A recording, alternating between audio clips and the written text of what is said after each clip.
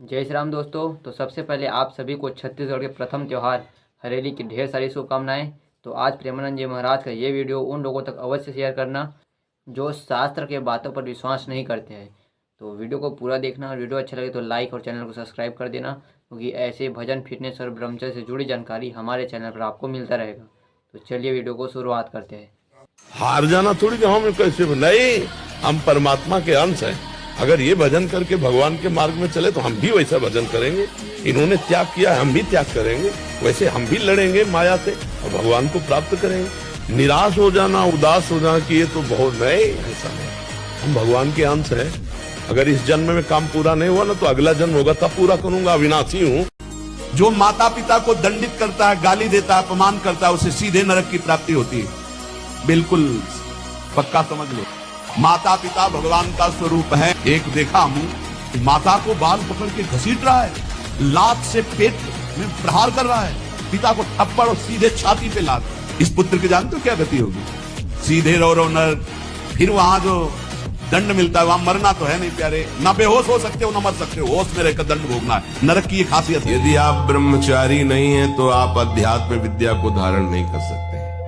ये वो विद्या नहीं है कि केवल बौद्धिक विद्या हो, कि बुद्धि के द्वारा आप रट लो, बुद्धि के द्वारा आप उसको समझ लो। ऐसी विद्या नहीं है। इसमें आपके एक एक आचरण, एक एक इंद्री जब शास्त्र सम्मत चलेगी तब आप अध्यात्म विद्या को जान पाएंगे।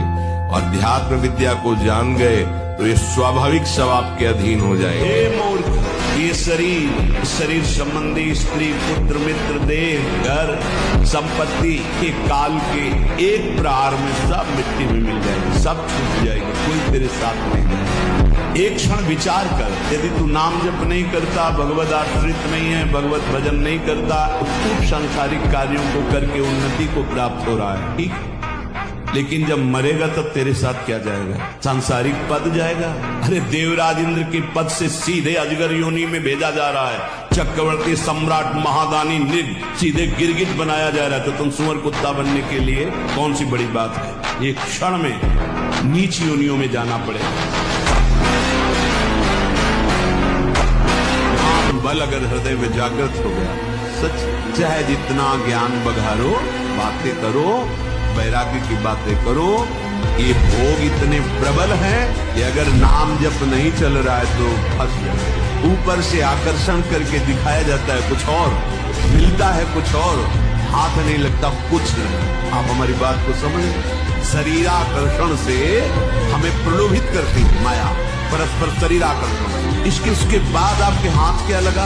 वासना, तृष्णा। पर जी सफलता क्या है? सफलता का मूल मंत्र क्या है? ही सफलता। मनुष्य जीवन के बंधन से मुक्त हो जाना सफलता है। जो हम जन्म मरण के बंधन में विवश होकर जा रहे हैं, इससे मुक्त हो जाना। काम, क्रोध, लोभ, मोह, मद, मत्सर, इन पर विजय प्राप्त कर लेना। तो ये मनुष्य जीवन के बंधन से मुक्त हो जाना, भगवान की प्राप्ति करना, ये सफलता है। और इसका मूल जो मंत्र है वो भगवान का नाम है, क्योंकि उसी से बुद्धि शुद्ध होगी, उसी से पाप नष्ट होंगे, उसी से आपको आत्मबल मिलेगा, तभी आप इस मार्ग में बस चले। तो हम सब समस्याओं को मिटा दें, लेकिन हमें मिटाना नहीं, हमें भोगना पड़ता है। बड़े बड़े संतों को भोगना पड़ता है, नहीं भोगना पड़ता। तो इसलिए ये विचार कीजिए कि अगर मिटाना संभव होता तो दशरथ जी की मृत्यु नहीं होती। जिनके पुत्र भगवान राम है, राम के पिता कहलाने का सौभाग्य जिनको मिला, उनको भी तड़प तड़प करके प्राण त्यागने पड़े। हा राम, हा राम, हा राम। जो विद्वान उपासक वाणी का वेग, मन का वेग, क्रोध का वेग, हिंसा का वेग, भूख का वेग और जनेंद्रिय जनित मैथुन का वेग जो सह जाता है, वही महात्मा निरंतर भजन कर सकता है, वही उपासक निरंतर भजन कर सकता है। पति का त्याग करके दूसरे पुरुष से संभोग, वो सैकड़ों कल्प तक नरक भोगती है। ऐसे पुरुष के लिए लिखा हुआ है। उसमें श्रीमद् भागवत में पढ़ के देखो, जहाँ नरकों का वर्णन है, जो पुरुष दूसरी स्त्री से सहवास करता है तो वहाँ लोहे से तपी हुई स्त्री नरक में और उसी का आलिंगन करवाया जाता है, और मरना है नहीं वहाँ, अब वर्षों उसी में चिपकाए रख ले। बहुत होश में, ऐसा नहीं है कि कर्मों का फल नहीं मिलता, बहुत। जब कर्म अपने स्वरूप में आ जाएगा तो बड़े बड़ों को दंड देता है, बड़े बड़े संत महात्माओं को भी दंड देता है, बख्शता नहीं। ऐ मन, तुझे पछताना पड़ेगा। ये दुर्लभ देह मिली है, भगवान का नाम जप नहीं किया तो जिन जिन से प्यार किया सब छूट जाएंगे। अंत के समय देह भी छूट जाएगी, तेरे साथ कुछ नहीं जाएगा, पछताना पड़ेगा। नाम जप ले। अब इस पर विचार करने का एक क्षण भी नहीं, अभी इसी क्षण से शुरू कर। राधा राधा राधा। आ जाओ एक बार वृंदावन तो आ जाओ, सत्संग सुनो, जीवन बदल जाएगा। सत्संग को अपने सौभाग्य को समझो, अपने सौभाग्य समझो। महाभाग्य है जो हमको रोज सत्संग कथन और श्रवण करने को मिल रहा, प्रभु की चर्चा करने को मिल। हाँ, एक रस है जहां बोलना भी एक बंधन लगता है सर। निरंतर जो चिंतन चल रहा है उससे बढ़कर क्या है, पर प्रभु वही कराते हैं जो उनकी इच्छा होती है। अध्यात्म से जुड़ने का मतलब ये नहीं कि सब बाबा जी बन जाएंगे। बाबा जी बनना कोई खेल समझते हो?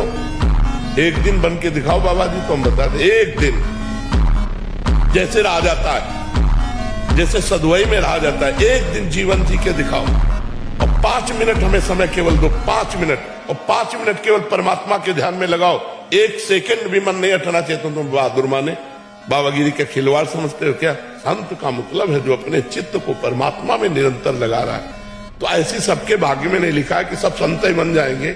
तो इसलिए अध्यात्म से माता पिता को चाहिए कि बच्चों को जरूर जोड़े, जिससे उनकी बुद्धि शुद्ध हो, वो व्यभिचार, हिंसा और व्यसन से बचे।